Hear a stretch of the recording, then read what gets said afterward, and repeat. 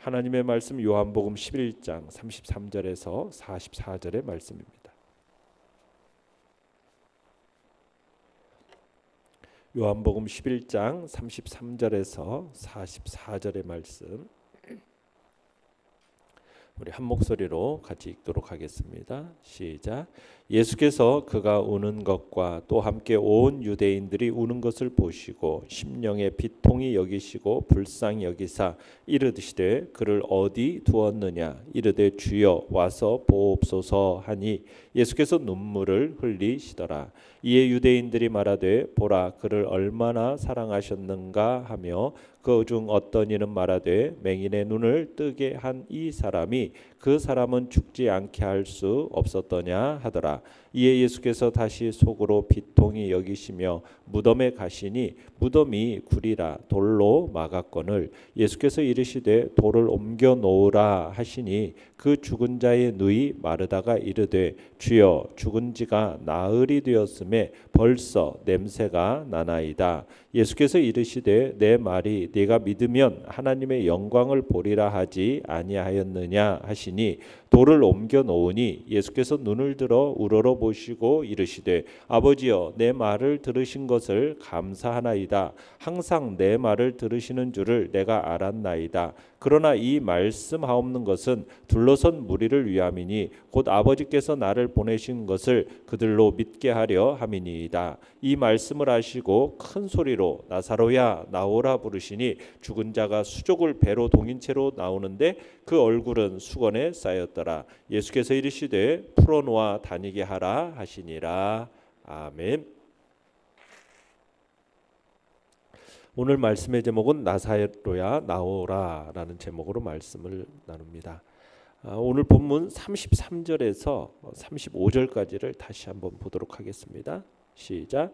예수께서 그가 우는 것과 또 함께 온 유대인들이 우는 것을 보시고 심령에 비통히 여기시고 불쌍히 여기사 이르시되 그를 어디 두었느냐. 이르되 주여 와서 보옵소서 하니 예수께서 눈물을 흘리시더라.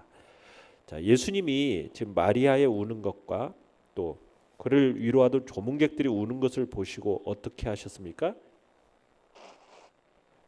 심령에 비통히 여기셨다라고 되어 있죠. 자, 비통히 여기다. 이 말은 원래 말이 자, 흥분해 가지고 콧김을 내뿜는 모습에서 유래된 말이라고 합니다. 그러니까 격렬한 불쾌감을 가리킬 때 사용하는 그런 용어인데요. 주님이 그 마음에 격심한 지금 불쾌감을 느끼셨다라는 거예요. 그리고는 마침내 뭐 하셨어요? 눈물을 흘리십니다. 그죠? 주님을 이처럼 불쾌하게 만들고 눈물까지 흘리게 만드는 요인이 무엇이었겠습니까? 이게 이제 인간들의 어떤 불신앙의 모습입니다. 주님께서 평소에 이 나사로 가정에 자주 들르셨어요. 그리고는 그곳에서 숙식을 같이 하시고 또 천국 영생의 진리를 가르치시지 않았습니까? 그래서 주님이 영원한 생명을 주시고자 온 메시아다라는 사실을 누누이 가르치셨어요. 자, 그런데 마리아가 지금 나사로의 죽음으로 인해서 슬픔에 지금 쌓여 있어요. 예수님을 사랑하고 또 예수님께도 사랑하시는 이 마리아의 통곡, 이 통곡이 예수님의 이 비통함을 촉발시킨 거죠.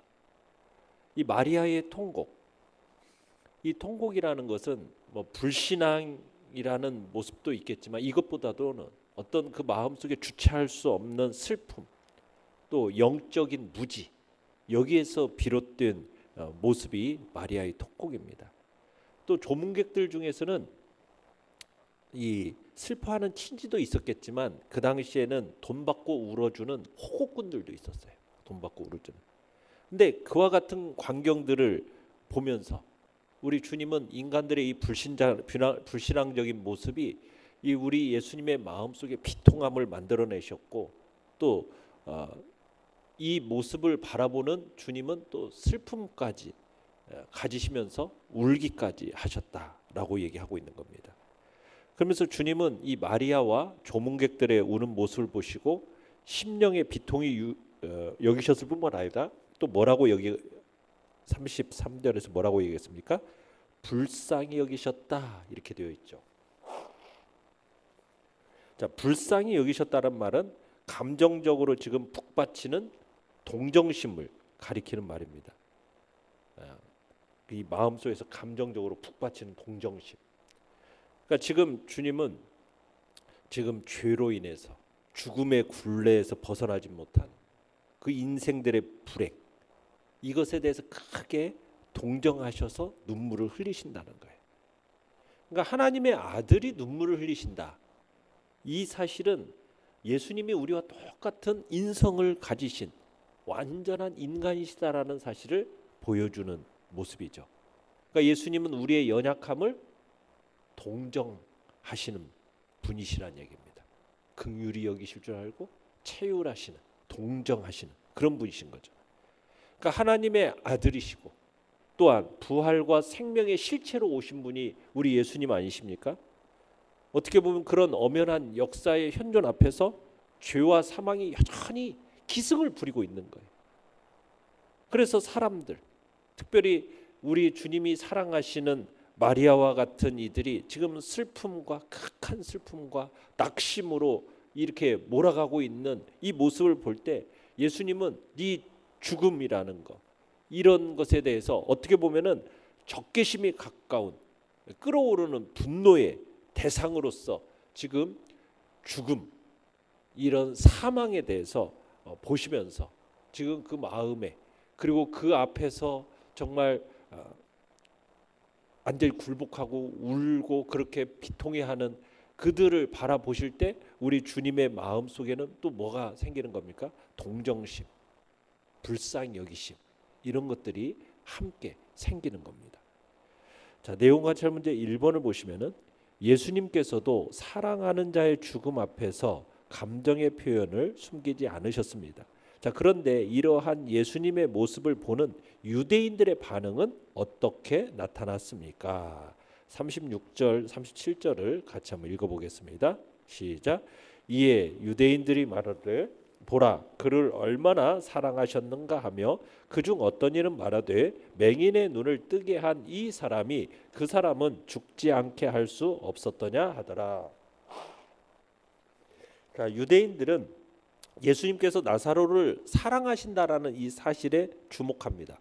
나사로와 그 가족들에 대한 예수님의 사랑, 이걸 이제 유대인들이 직접 눈으로 확인하고 또 감탄하고 있는 거죠. 그러면서 유대인들의 또 눈에 예수님의 눈물이라는 것은 나면서 맹인된 자는 고칠 수 있어도 죽어가는 사람을 살릴 수는 없는 분이다. 그런 예수님도 자신의 어떤 능력의 한계를 절감해서 지금 우는 거다. 이렇게 이제 지금 유대인들은 보고 있는 겁니다. 이렇게 생각하는 거예요.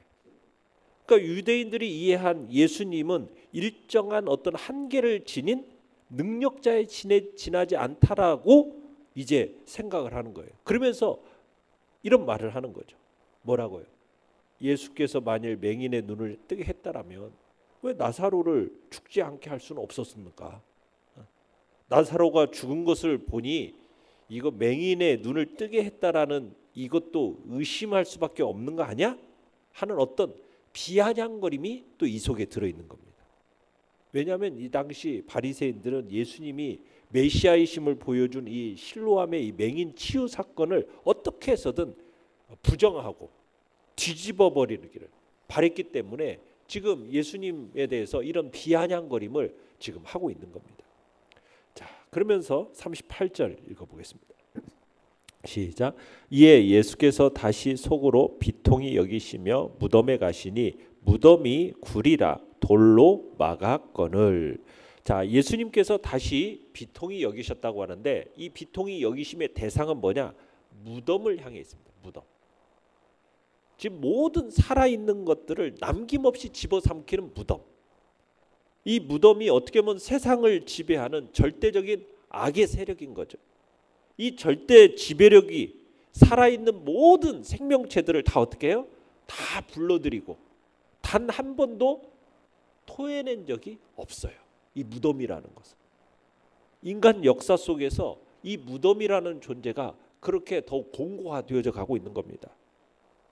근데 사람들이 이제 하나님의 아들이시고 메시아이시고 부활이요 생명이신 예수님을 눈앞에 두고서도 지금 나사로의 이 소생에 대해서는 전혀 이해하지도 못하고 상상하지도 못해요. 예수님을 조롱하는 거예요. 이런 걸 보면서 이 모든 것들이 다 무엇 때문입니까? 사망의 위력, 이 무덤의 위력, 이것 때문에 이런 모습이 나타나는 거. 왜? 무덤이라는 것이 한 번도 사람을 다 집어삼켜 놓고서는 이 무덤을 한 번도 삼킨 자를 토해낸 적이 없고, 무덤문을 그래서 이제 예수님이 어떻게 하라고 하시냐면 무덤문을 활짝 열어놓으라는 거예요. 뭐 하려고? 당신이 사랑하시는 자를 되찾아오시기 위해서 무덤문을 지금 이제는 활짝 열어놓아라. 지금 이제 명령을 하시는 겁니다. 자, 내용관찰 문제 2번을 보시면, 자, 예수님께서 자기 주위를 둘러싼 유대인들 앞에서 행하신 일이 무엇입니까? 그리고 그렇게 행하신 이유는 무엇입니까? 39절을 보시면은 예수님께서 뭐라고 명령을 하십니까? 돌을 옮겨 놓으라. 자, 유대인들의 무덤은 우리의 무덤과는 좀 다르죠. 자연 동굴이고 또 바위를 파낸 인공 동굴이었고 그 입구에는 커다란 돌을 굴려서 막아놓는 것이 그들의 무덤입니다. 그래서 예수님께서 돌을 옮겨 놓으라고 명령하시는 거예요. 무덤의 입구를 막은 문을. 그리고선요 43절에 가보시면 또 뭐라고 말씀하십니까? 큰 소리로 나사로야 나오라 부르시죠. 지금 죽은 지 며칠이나 됐어요? 나흘이나 지나서 악취를 풍기는 그 시체를 향해서 나오라 명령하고 계시는 거예요.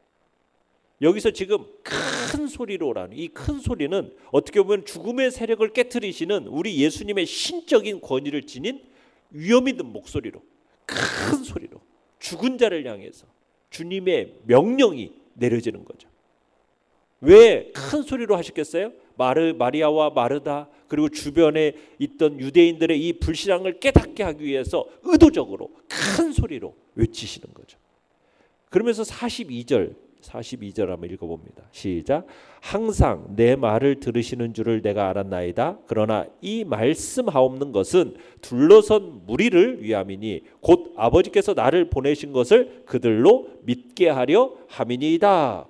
자, 예수님께서 지금 왜 이렇게 하시는 거예요? 자신이 생명을 주관하는 하나님의 아들, 절대 권능을 가진 하나님의 아들이라는 것을 알게 하기 위해서, 성부 하나님으로부터 파송받은 메시아라는 사실을 인정하도록 하기 위해서, 그들로 하여금 아직 인정치 않는 그들로 하여금 믿음을 가지도록 하기 위해서 기도를 하시면서 지금 이렇게 행하시는 거예요. 죽은 나사로로 하여금 살아나게 하시는 거예요. 믿음을 가지도록. 그런데 이적이 일어난다고 해서 모든 사람이 믿음을 가지는 건 아니에요. 그만큼 인간의 마음이라는 것이 완고합니다. 강팍합니다. 인간이 믿음을 가진다는 것은 참 그만큼 쉬운 일이 아니에요.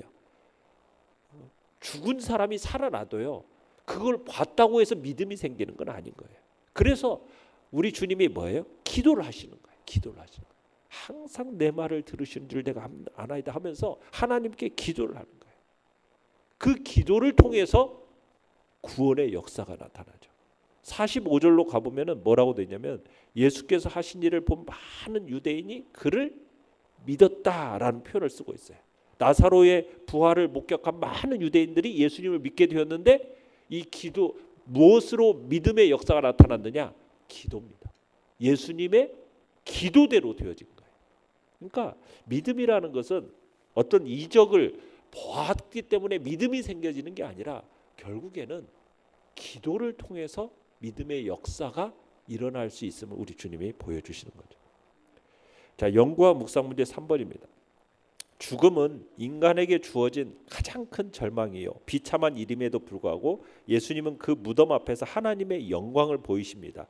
피할 수 없는 이 슬픔이 영광으로 변화되기 위해 우리에게 요구되는 것은 무엇입니까? 자, 39절을 한번 읽어보겠습니다. 시작.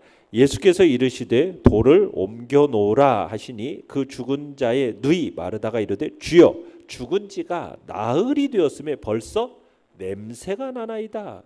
자, 예수님의 명령에 대해서 마르다가 즉각적으로 자신의 생각을 밝히고 있죠. 뭐라고요? 죽은 지가 나흘이 되었다. 이 마르다의 이 나흘이 되었다라는 이 지적은 유대 민간 신앙 속에서 무슨 신앙이 퍼져 있었다고 얘기했습니까? 사람이 죽으면은 그 영혼이 곧바로 천국으로나 지옥으로 가는 게 아니라 사람 몸에서 3일간 이렇게 떠돌아다닌다고 이렇게 믿고 있었어요. 그러다가 3일 동안 무덤 주위를 방황하다가 이렇게 몸으로 돌아올 수 있는 기간이 3일이라고 생각을 해서 이렇게 이제 있다가 사흘째가 나흘 4일째가 되면 그 영혼이 떠나간다. 이런 믿음이 유대 민간 신앙 속에 있었던 겁니다. 그래서 지금 여기서 죽은 지가 나흘이 되었다라는 표현을 지금 쓰고 있는 거예요. 그런데다가 또 뭐라고 얘기하고 있습니까? 죽은 지가 나흘째가 되니까 시체의 얼굴이 어떻게 돼요? 부패해져요. 시체가 썩는 거예요. 그러니까 얼굴도 더 이상 분간하기 어려울 뿐만 아니라 그 일그러진 나사로의 이 시신을 보지 말도록 만류하고 있는 겁니다. 그런데다 냄새까지 나는 거예요. 뭐 향기롭고 유쾌한 냄새는 아니겠죠. 시체가 썩어서 풍기는 그 역겨운 냄새, 그 역겨운 냄새 때문에 우리 주님에게 만류하는 거죠. 그러니까 지금 마르다는 24절에서 뭐 부활에 대한 종말의 날의 부활에 대해서 믿기는 했지만은 당장 오라비 나사로가 부활한다, 다시 살아난다, 이것은 생각도 못 하고 있는 거예요. 자, 그러자 이제 40절에 얘기를 하는 겁니다. 40절. 시작. 예수께서 이르시되 내 말이 내가 믿으면 하나님의 영광을 보리라 하지 아니하였느냐 하시니. 자, 예수님께서는 마르다에게 나사로를 살리시겠다라는 그 자신의 약속을 다시 한번 분명하게 상기시켜 주는 거죠. 그러면서 지금 마르다에게 필요한 게 뭡니까? 믿음이에요. 믿음. 상식적인 논리가 아니라 이것을 뛰어넘는 믿음을 강도 높게 말씀하고 계시는 거죠. 네가 믿음이라는 게 뭐냐는 거예요. 바라는 것들의 실상이요 보지 못하는 것들의 증거다. 바랄 수 있는 것들을 바라는 것은 믿음이 아니라는 거죠. 바랄 수 없는 중에 바라고 믿는 것, 이게 참된 믿음이라는 거죠. 이런 믿음을 가진 사람들만이 하나님의 영광을 보게 된다라는 거죠. 그래서 예수님께서는 마르다에게 지금 이 믿음을 가지도록 요구하고 계시는 겁니다. 믿음. 예수님의 말씀에 대한 무조건적인 신뢰, 그리고 순종. 이게 믿음이고, 이 믿음을 지금 요구하고 계셔요. 그러면서 41절을 또 읽어보겠습니다. 41절. 시작. 돌을 옮겨 놓으니 예수께서 눈을 들어 우러러 보시고 이르시되 아버지여 내 말을 들으신 것을 감사하나이다. 자, 예수님처럼 하나님 아버지가 당신의 기도를 이미 들어주신 것으로 확신하고 기도하는 게 필요해요. 그러니까 우리들이 기도하는 것은 어떻게 기도해야 된다고요? 이미 받은 줄로 믿고 확신하면서 기도하는 것. 우리가 하나님의 뜻에 합당하게 기도를 하면은 그 기도는 반드시 하나님이 응답해 주실 거라는 확신 속에서 기도해야 되는 거죠. 더 나아가서 뭐 해야 된다고요? 감사하죠. 감사. 우리 주님은 지금 감사를 하고 있어요. 다 하나님이 당신의 기도를 들어주실 것을 믿는 것에서 더 나아가서 늘 응답해 주시는 것에 대한 그 은혜에 대해서 감사를 드리고 있어요. 그러니까 하나님께서 우리에게 요구하시는 것 바로 그겁니다. 우리 주님이 요구하시는 것, 믿음을 요구하시고, 그리고 그 우리가 하나님 앞에 드려지는 기도는 어떻게 될 거다. 그 반드시 응답해 주신다는 확신과 함께 뭐 해야 하는 거예요? 그 은혜에 대한 감사를 요구하고 계시는 거예요. 느낀 점 4번입니다.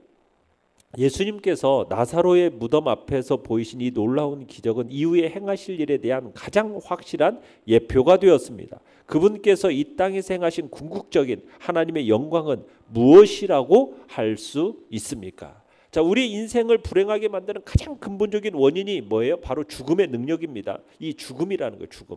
이 죽음이라는 이 절대적인 숙명 때문에 인간들은 남녀노소 빈부귀천 막론하고 이 땅에서 참된 즐거움과 행복을 누리지 못하는 거예요.